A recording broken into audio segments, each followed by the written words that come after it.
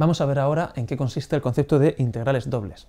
La integral, como sabemos, es una función, la integral simple es una función que calcula el área que está contenida entre el dibujo de la función y el eje o x y el eje de abscisas. Lo que hacemos con el concepto de integral doble es integrar esta idea a funciones que dependen de más de una variable, en principio a funciones que dependen de dos variables, ¿no? Pues cuando estamos integrando una función f de x es el área entre el dibujo de f de x y el eje de abscisas. Cuando estamos haciendo una integral doble, lo que estamos haciendo es integrar una función f de xy respecto de x y respecto de y.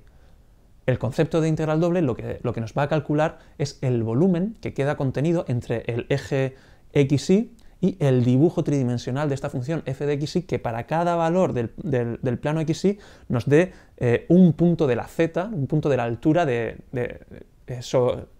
sobre el tercer eje en el que estamos viendo,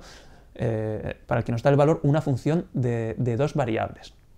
De esta manera, en vez de calcular áreas, lo que nos calcula una integral doble es volumen. El volumen que queda por debajo del dibujo de la función y hasta el plano xy, que es una extensión de la noción de una integral simple.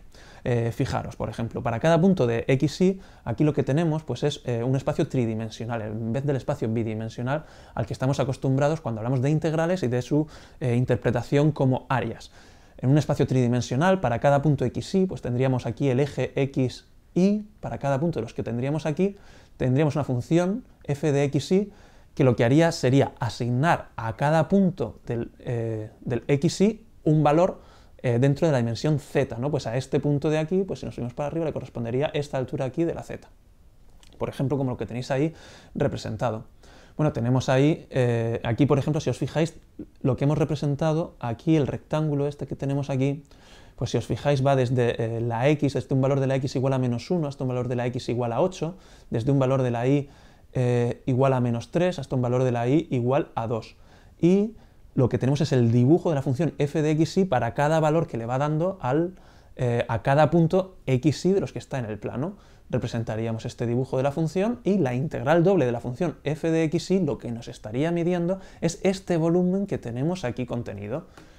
La integral doble de la función f de xy,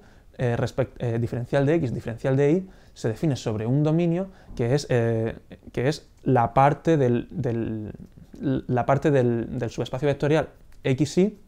la parte del plano de xy donde está definido. Por ejemplo, en este caso que tenemos aquí, lo que tendríamos sería la integral doble sobre ¿qué dominio? Pues las x que pertenecen al intervalo -1, 8, es decir, el valor de x está contenido entre el -1, 8 y el valor de la y está contenido entre el -3, 2. Esto nos define estos puntos de aquí del plano sobre los cuales estamos integrando, sobre los cuales lo que queremos calcular es el volumen contenido entre ese plano xy y el punto que asigna f de xy a cada uno de esos valores. Hay una serie de propiedades que cumple la integral doble y que nos sirven en su cálculo. Por ejemplo, en primer lugar, tenemos que la integral doble sobre un determinado dominio de la suma de dos funciones es igual a la integral doble de la primera función más la integral doble de la segunda función. También se respeta el producto por un escalar, de forma que la integral doble del producto de una función es igual al producto de la integral doble de la función. Finalmente, si tenemos un dominio, si esta integral doble la estamos calculando sobre un dominio que podemos separar en dos subdominios, es decir, el dominio D sobre el que calculamos la integral es igual a la suma de dos subdominios D1 y D2, de forma que la intersección entre los puntos interiores de ambos dominios sea el conjunto vacío, es decir, que no están superpuestos, no tienen ninguna intersección. Si tenemos que f de xy es continua en todos los puntos del conjunto de los dos dominios, entonces se puede demostrar que la integral doble sobre ese dominio es igual a la integral a la suma de las integrales sobre cada uno de los dominios parciales. Es decir, que el volumen que queda por debajo de la función para un determinado dominio es igual a la suma de los volúmenes que calculáramos para dos subdominios en los que dividiéramos el dominio completo.